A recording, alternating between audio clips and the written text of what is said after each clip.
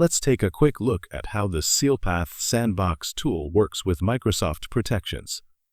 The first thing we are going to do is classify and protect the document, so that it can then be consumed with SealPath while maintaining digital rights.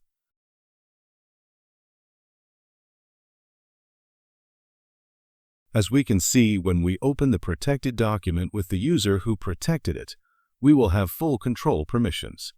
This means that we will be able to perform all kinds of actions within the file.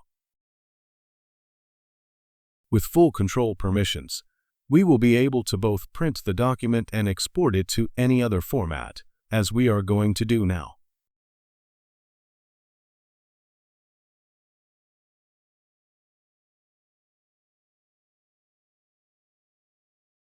Also, by having permission to extract content, the clipboard will be active so that you can copy and paste any element from the CAD file. And finally, with editing permissions, we will be able to save the document and modify it.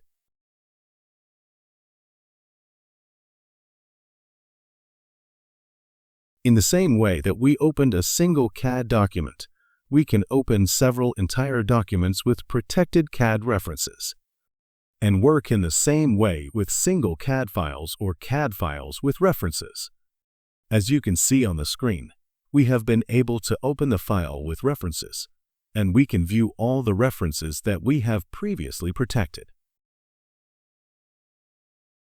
Now, let's pretend we've shared the document and open it with another user who has fewer permissions, such as Mark Aldrin.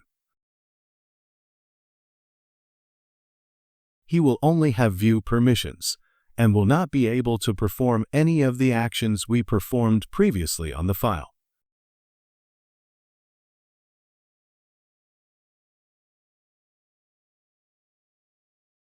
Since we only have view permissions, the tool itself will prevent us from printing.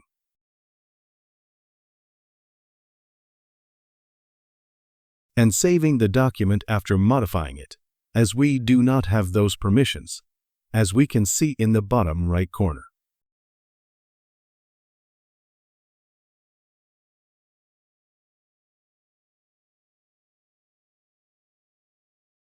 Finally, let's assume that this file has been sent to a user who does not have permission to view the document, and we will see that the tool itself blocks access to the document